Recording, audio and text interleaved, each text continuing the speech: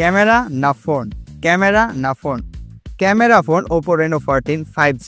Camera দিয়ে যেহেতু শুরু করেছি, চলুন এর ক্যামেরা সম্পর্কে একটু কথা বলা যাক। ক্যামেরার ভেতরে আলাদা একটি গ্লো রয়েছে, তবে কি গ্লো রয়েছে তা নিয়ে কথা বলার আগে আমরা বলে দিব কত মেগাপিক্সেলের লেন্স ব্যবহার করা হয়েছে ক্যামেরাটিতে।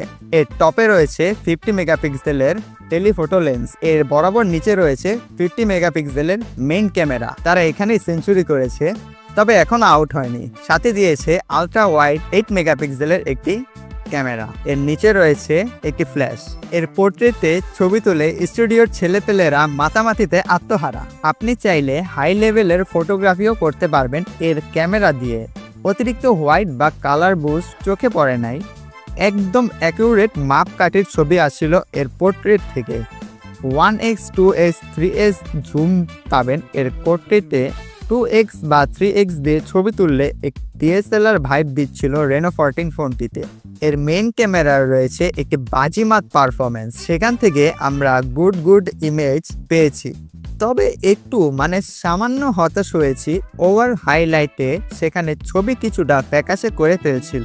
বাট আপনি চাইলে এক্সপোজার লো বা হাই করে ছবি ঠিক করতে পারবেন। ফোনের যে আলট্রা ওয়াইড ক্যামেরাটি রয়েছে সেখানে আমার একটু সমস্যা আছে, কারণ আলট্রা ওয়াইড ক্যামেরাটিতে মাত্র 8 মেগাপিক্সেলের একটি আলট্রা ওয়াইড লেন্স ব্যবহার করা হয়েছে। যখনই এটা দেখা যায় তখনই এর প্রাইসটা মাথায় একটু ঝাঁকি দেয়, কারণ এই ফোনটির প্রাইস অফিসিয়ালি 80,000 টাকার কাছাকাছি।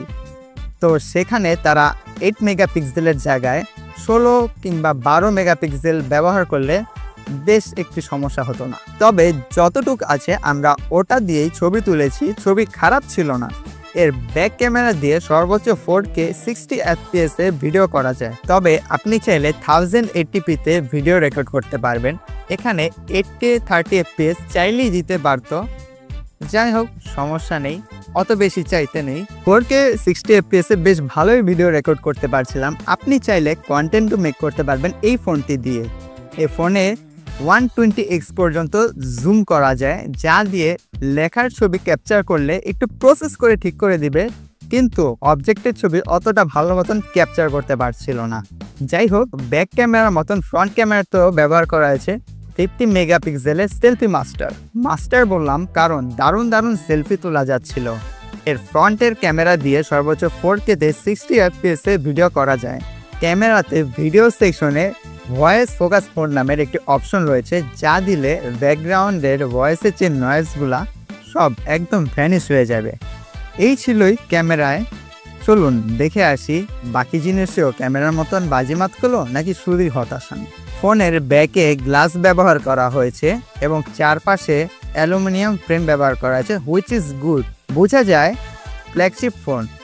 ফ্রেমের চারপাশে নেটওয়ার্ক অ্যান্টেনা ব্যবহার করা হয়েছে। ফোনটির উপরে রয়েছে নয়েজ ক্যান্সেল মাইক ও IR ব্লাস্টার, নিচে রয়েছে charging port, SIM slot, mic ও স্পিকার। রাইট সাইডে রয়েছে ভলিউম রকার ও পাওয়ার বাটন এবং বাম পাশ আমার পকেটের মতো পুরোই ফাঁকা। IP6.8 ও 6.9 রয়েছে এটাতে, যাতে করে আপনি 2 মিটার পানির নিচে 30 মিনিট রাখতে পারবেন, এতে কোনো প্রবলেম হবে না। Reno 14 এর ডিসপ্লেতে অ্যামোলেড প্যানেল ব্যবহার করেছে, যা 1 বিলিয়ন কালার সাপোর্ট করে এবং 120 হার্জ রিফ্রেশ রেট রয়েছে। এছাড়াও ফোনটিতে 1200 নিটস হাই ব্রাইটনেস মোড রয়েছে, যার মাধ্যমে আমরা ঘরে, বাহিরে কিংবা বেশি আলোতে ফোনটি ব্যবহার করতে কোনো সমস্যার ফেস করিনি। এর ডিসপ্লে সাইজ 6.59 ইঞ্চ এবং ওয়েট 187 গ্রাম, অর্থাৎ ডিসপ্লে অতটা বড়ও নয় এবং এতটা বেশিও নয়, অর্থাৎ একদম পারফেক্ট। যাই হোক, এর প্রোটেকশন হিসাবে ডিসপ্লেতে কর্নিং গরিলা গ্লাস 7i ব্যবহার করা হয়েছে। Reno 14-এ স্পিকার হিসেবে থাকছে স্টেরিও স্পিকার, তবে থাকছে না 3.5mm পোর্ট। তবে স্পিকার হিসেবে ডলবি অ্যাটমস দিলে হয়তো মুভি লাভারদের মনটা পাওয়া যেত। প্রাইভেসির জন্য আন্ডার ডিসপ্লে ফিঙ্গারপ্রিন্ট রয়েছে, যার জায়গা বেশ অ্যাকুরেট এবং ফিঙ্গার বেশ বাটার স্মুথ ছিল। এবার আসে একটি বিগেস্ট মাইনাস পয়েন্টে, এর প্রসেসর হিসেবে ব্যবহার করা হয়েছে MediaTek Dimensity 8350, যা 4 ন্যানোমিটারের একটি চিপসেট। রিসেন্টলি আমাদের পেজে বা চ্যানেলে একটি ভিডিও আপলোড করা হয়েছে OnePlus Nord CE5। এটাও ওটার মতনই একটি অফিসিয়াল ফোন। Guess what? ওই ওয়ানপ্লাসের ফোনটিতে ব্যবহার করা হয়েছে মিডিয়াটেক ডায়মেনসিটি 8350। ওয়ানপ্লাসের ফোনটির প্রাইস 35K এর আশেপাশে। মানে বিষয়টা মানা যায় রাসেল ভাই? একটা 80,000 টাকার ফোনে চিপসেট আমি বলছি না খারাপ, তবে 80,000 টাকার ফোনে এটি একটি গ্রেট ডিল হতেই পারে না। এখানে তারা চাইলে স্ন্যাপড্রাগন 8-এর জেন 2 বা 3 ব্যবহার করলে একটি গ্রেট ডিল হতেও পারত।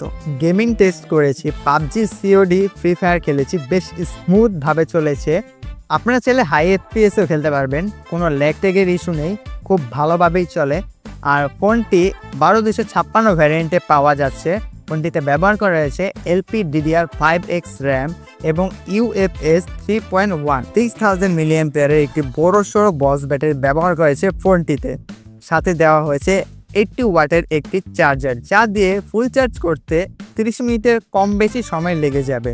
কিন্তু থাকছে না কোনো ওয়্যারলেস চার্জিং সিস্টেম। ফোনটি অ্যান্ড্রয়েড 15 ও ColorOS 15-এ লঞ্চ করা হয়েছে। ColorOS এক যুগে অতটা স্মুথ না থাকলেও এখন কিন্তু বেশ স্মুথ কাজ করছে এবং ফোনটি মাল্টিটাস্কিংয়ের জন্য বেশ স্মুথ। দুটি কালারের ফোনটি মার্কেটে পাওয়া যাচ্ছে, ওপাল হোয়াইট এবং লুমিনাস গ্রিন। আপনার যেটা পছন্দ সেটা নিতে পারেন, কোনো সমস্যা নেই। আর সর্বশেষে যদি এমন হয় যে ক্যামেরা ও রেগুলার ইউজের জন্য এবং গেমিং অতটা করা হয় না, তাহলে ওপো রেনো 14 ফোনটি নিতে পারেন। আরে ভাই কোথায় যান? শেষ করে দেয়। আজকে আর না ভাই, আরেকদিন আরেক ফোনের গল্প শোনাবো। আল্লাহ হাফেজ।